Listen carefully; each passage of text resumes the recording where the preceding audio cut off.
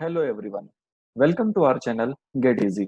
आज हम देखेंगे कि कैसे सैंपल स्पेस जनरेट कर सकते हैं। देखिए, प्रोबेबिलिटी में जब भी हमें कोई न्यूमेरिकल प्रॉब्लम गिवन होती है तो उसमें हमारे पास सबसे पहले होना चाहिए सैंपल स्पेस। अगर हमारे पास सैंपल स्पेस होगा तभी हम क्या कर सकेंगे, उसमें से फेवरेबल इवेंट्स को आइडेंटिफाई कर सकेंगे। तो बहुत ईजी है और बहुत इंपॉर्टेंट स्टेप है किसी भी न्यूमेरिक प्रॉब्लम को सॉल्व करने के लिए। तो चलिए शुरू करते हैं। तो सबसे पहले हम देख लेते हैं कि सैंपल स्पेस होती क्या है। A sample space is a collection of all possible outcomes of a random experiment. देखिए, अगर हम कोई रैंडम एक्सपेरिमेंट परफॉर्म करते हैं तो उसमें जितने भी पॉसिबल आउटकम्स हो सकते हैं, अगर हम उनका सेट बना दें तो उसे हम बोलेंगे sample space. It is represented by S, और जो total number of elements sample space में होते हैं उसे हम रिप्रेजेंट करते हैं एन एस से। तो चलिए देखते हैं कुछ एग्जांपल्स। तो सबसे पहले और सबसे सिंपल एग्जांपल है simple space for one coin. तो देखिए, सिंगल कॉइन का अगर हम सिंपल स्पेस देखेंगे तो उसमें सिर्फ और सिर्फ हेड और टेल दो पॉसिबल आउटकम्स हो सकते हैं, जिसे हम रिप्रेजेंट करते हैं एच या टी से भी। ठीक है, तो यहाँ पर हमारे पास दो आउटकम है, इसलिए हमारा एनएस कितना हुआ, 2।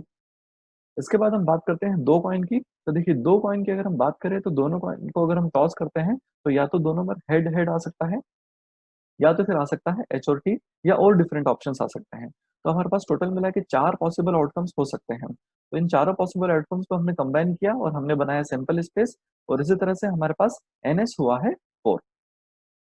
इसके बाद बात कर लेते हैं हम थ्री कॉइन्स की। सिमिलरली यहाँ पर हम देख सकते हैं कि हमारे पास डिफरेंट आउटकम्स हैं। यहाँ पर सारे के सारे पॉसिबल आउटकम्स को हमने लिस्ट कर दिया है। हेड को मैंने रेड से रिप्रेजेंट किया है।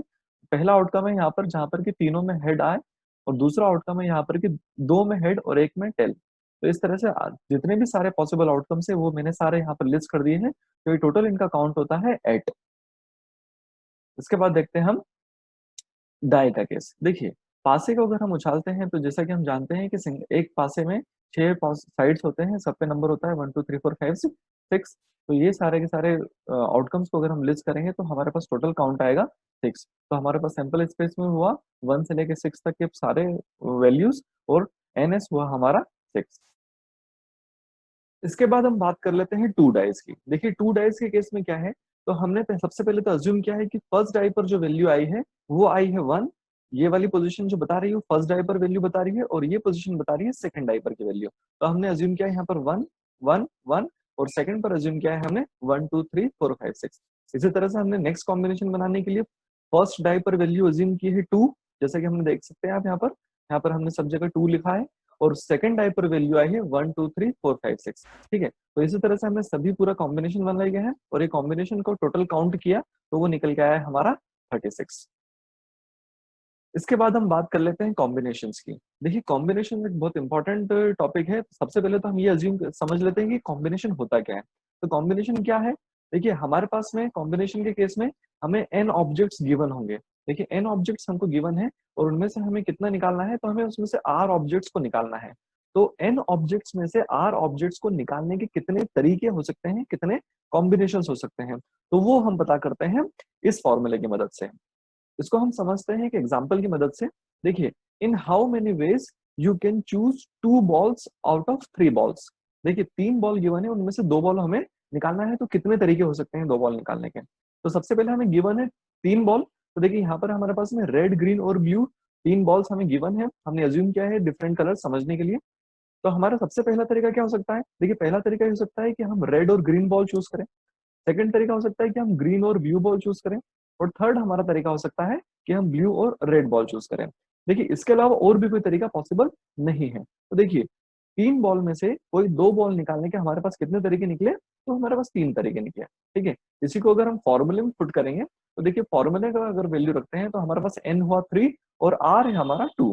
तो ये हमारे पास वैल्यू रखने पर हमने ऊपर वाले फैक्टोरियल को ओपन किया, नीचे वाले फैक्टोरियल को भी हमने ओपन किया, और हमारे पास वैल्यू निकल के आई एट द एंड। इसको कैलकुलेशन करने के बाद वो निकल के आई 3।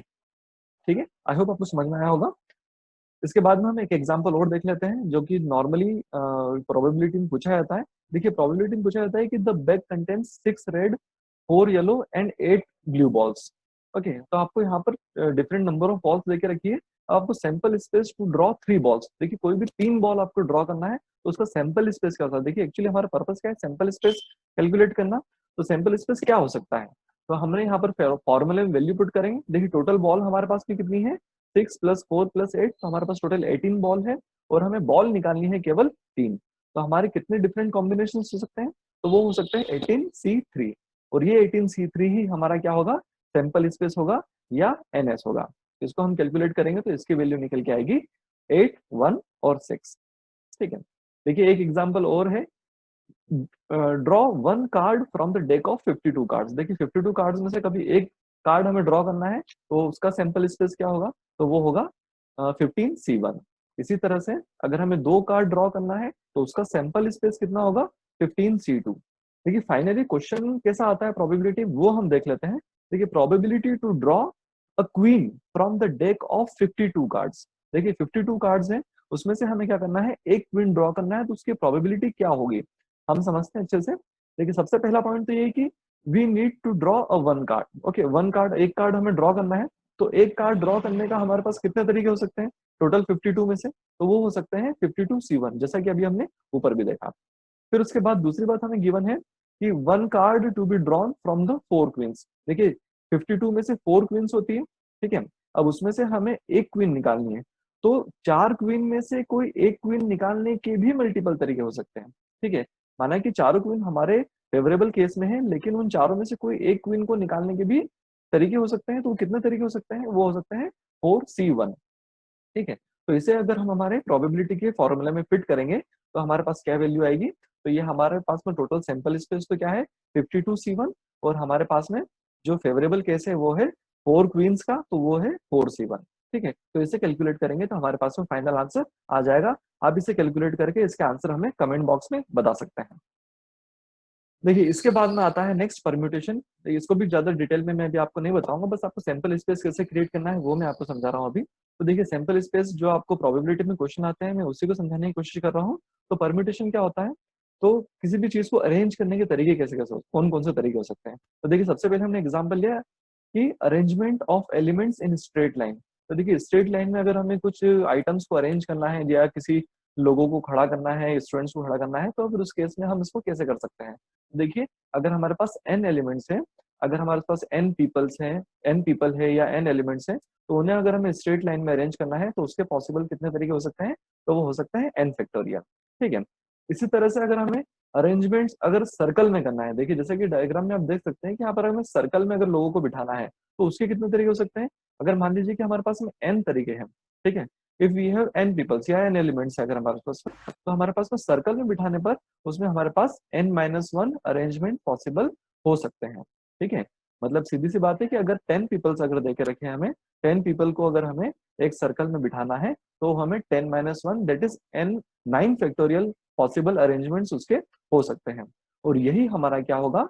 यही हमारा होगा ns होगा, या यही हमारा क्या होगा? सैंपल स्पेस होगा। तो ये था हमारा आज तक का कंटेंट, अभी तक का कंटेंट इस वीडियो का। देखिए हमने क्या क्या सीखा इस वीडियो में। सबसे पहले तो हमने, हमारा मोटिव था कि हम सैंपल स्पेस कैसे जनरेट करते हैं, डिफरेंट डिफरेंट तरीके कौन कौन से क्वेश्चन आते हैं वो सभी हमने देख लिए, यहाँ पर सारे कवर कर लिए हैं। तो हमने 1 coin, 2 coin, 1 die, 2 die, 1 card, 2 card, है ना, बॉल ड्रॉ करना, अरेंजमेंट, ये सारे तरीके हमने देख लिए हैं। और भी कुछ अगर आपको डाउट है, कुछ पूछना है, तो हम कमेंट बॉक्स में कमेंट करके जरूर पूछ सकते हैं। तो थैंक यू स्टूडेंट्स, वीडियो पूरा देखने के लिए थैंक यू। एंड वीडियो को अगर अच्छा लगा हो तो लाइक कीजिए, शेयर कीजिए और चैनल को सब्सक्राइब कीजिए।